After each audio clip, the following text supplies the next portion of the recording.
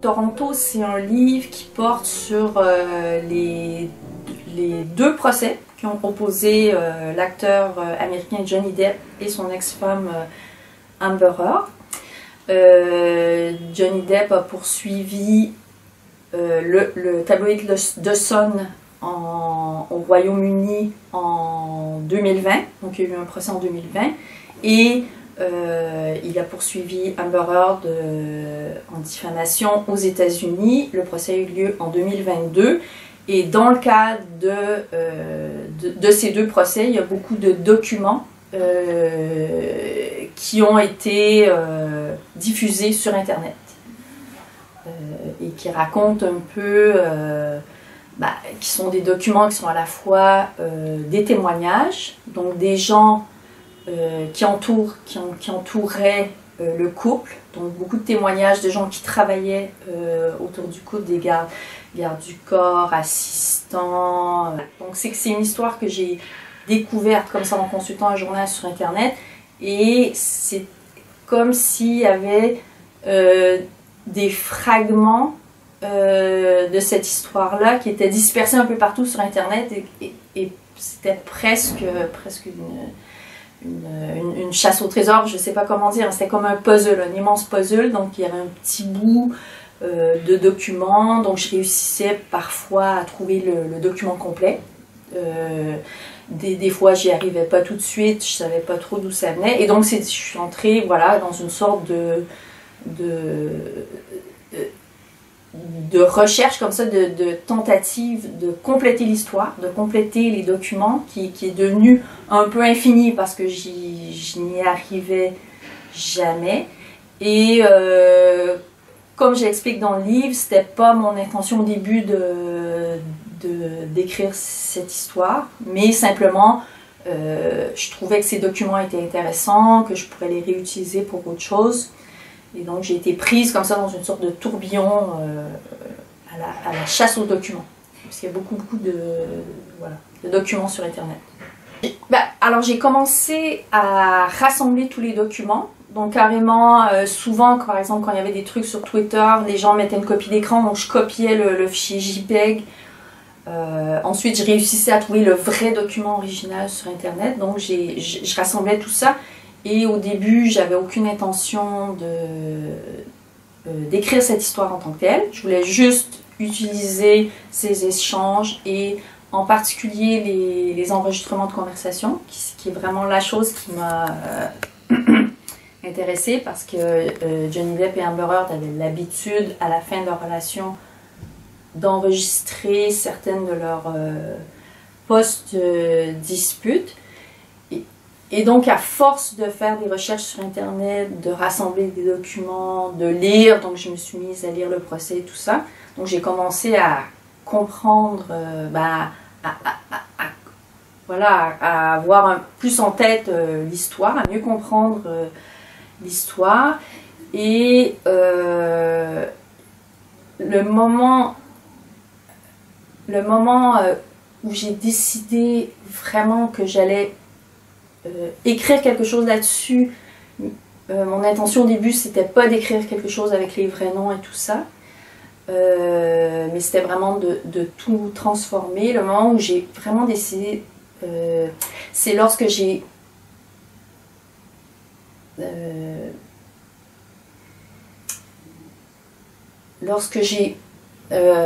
pour moi, que j'ai vraiment compris, pour moi l'histoire de Amber Heard ne tenait pas la route. Et donc elle mentait au sujet des violences, et pour moi ça a fait c'est vraiment le personnage de Amber Heard qui m'a intéressée à partir de là, et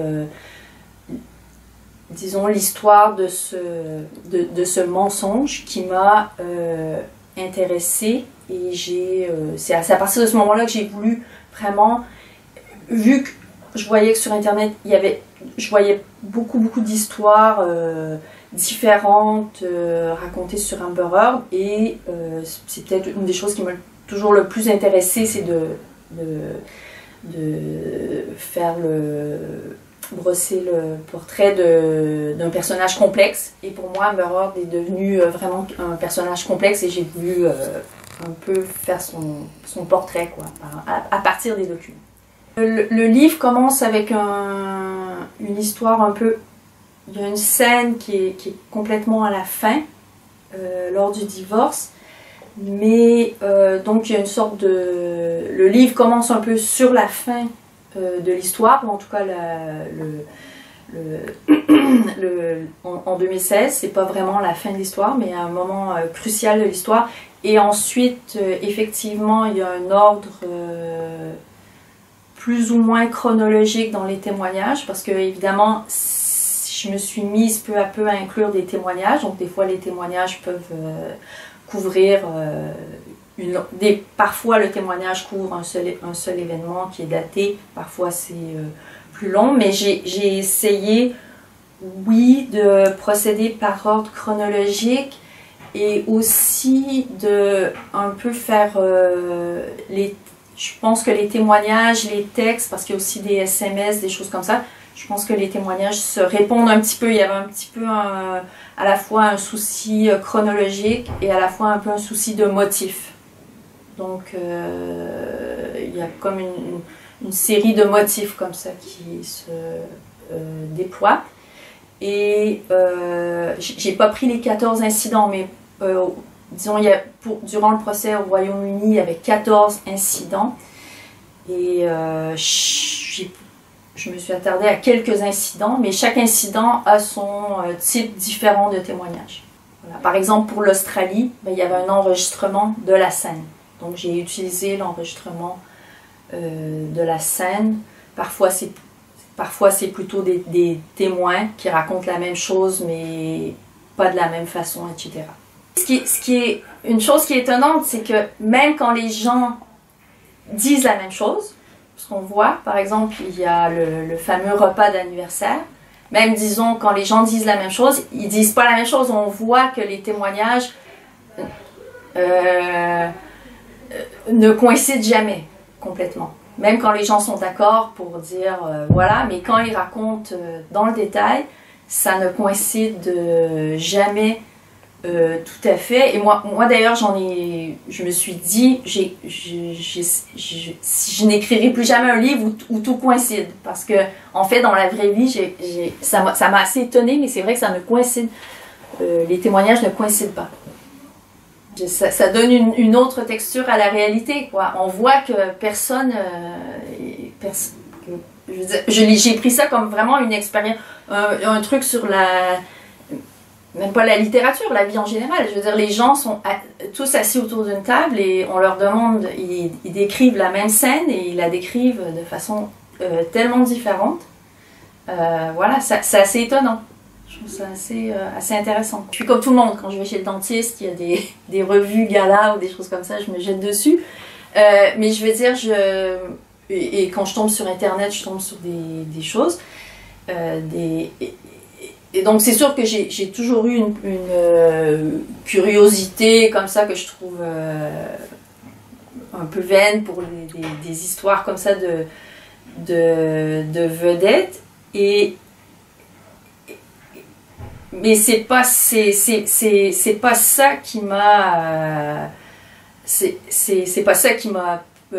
c'est ça qui a premièrement attiré mon attention, qui a fait, c'est pour ça qu'il y a tant d'informations sur Internet, mais c'est pas ça réellement qui m'a intéressée dans cette histoire, que ce soit des people et des choses comme ça, sauf que ça joue quand même un grand rôle dans l'histoire, parce que ces gens-là, bon, pas parce qu'ils sont célèbres, mais en tout cas parce qu'ils sont riches, vivent entourés d'une multitude de gens. Et c'est tous ces gens-là, finalement, qui composent le livre. Donc tous ces gens-là, contrairement, disons, ils ne vivent pas du tout une vie à huis clos. Il y a des chauffeurs, il y a plein de gens qui travaillent pour eux. Et ces gens-là, ces gardes du corps notamment, ces assistants, sont d'une façon ou d'une autre impliqués dans cette vie-là, sont témoins de cette vie-là. Donc c'est sûr que tout ce côté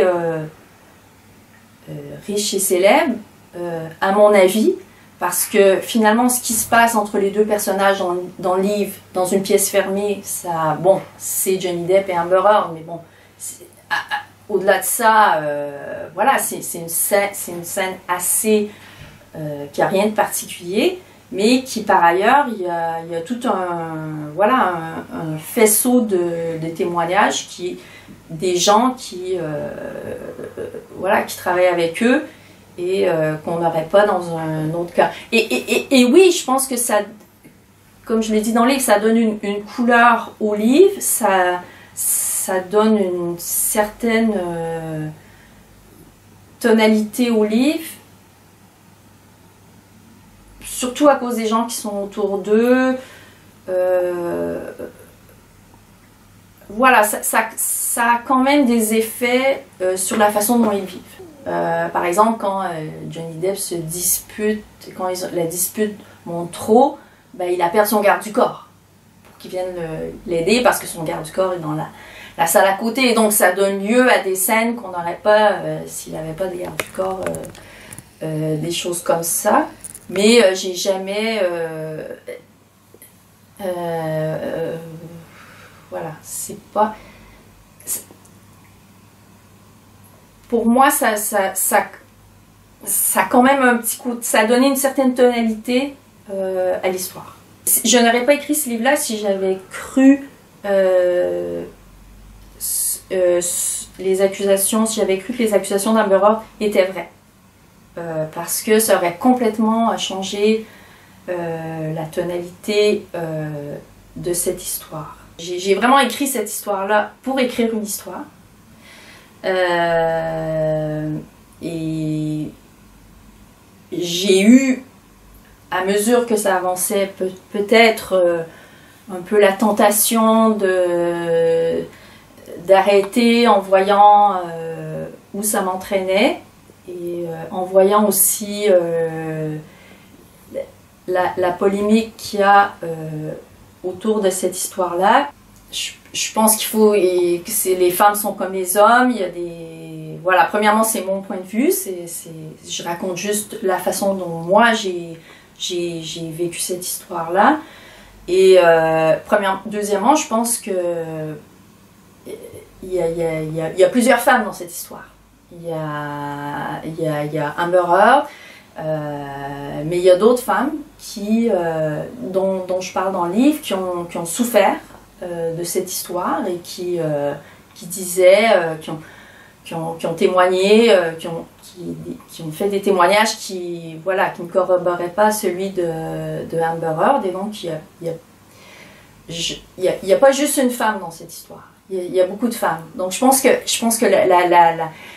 une chose qui m'a un peu intéressée aussi dans cette histoire, c'est comment parce que l'impression que moi j'ai quand je regarde, c'est que quand on regarde l'histoire de très près, comme les gens n'ont pas le temps généralement n'ont pas le temps de le faire, donc quand on regarde dans les détails, on voit certains éléments, mais quand on regarde de plus loin, là, on peut avoir l'impression que l'histoire se tient, etc. Mais il y a vraiment un jeu de perspective, quoi. C'est comme un tableau. Un tableau, on a l'impression qu'il est très réaliste, et quand on s'approche, on voit qu'en réalité, c'est des carrés de couleurs et que c'est pas du tout réaliste. Donc j'ai l'impression qu'il y a vraiment un jeu de perspective par rapport à cette histoire-là. J'ai préféré ne pas me censurer, quoi, parce que je m'étais beaucoup investie dans cette histoire-là et tout ça. Le fait qu'on puisse trouver tant d'informations sur Internet, c'est sûr que c'est... moi, je m'y suis habituée au cours de ces 4 années où j'ai cherché ces informations-là et où je me suis renseignée. Bon, il y a d'autres cas où j'ai eu des informations, mais c'est vrai que c'est un côté vraiment surréel. Moi, quand pendant longtemps, je n'arrivais pas à comprendre ce qui se passait. J'arrivais pas à comprendre comment est-ce que c'est possible que j'ai des SMS qui sont envoyés, comment est-ce que c'est possible que j'ai des conversations. Et voilà, c'est une nouvelle réalité qu'on voit sur Internet, hein, parce que c'est pas propre à ce cas-là. C'est ça, il y a une quantité d'informations monstrueuse, peu importe que ça soit pour ça ou pour voilà, la guerre en Ukraine ou je sais pas quoi. Et voilà, c'est des matériaux assez étonnants, quoi.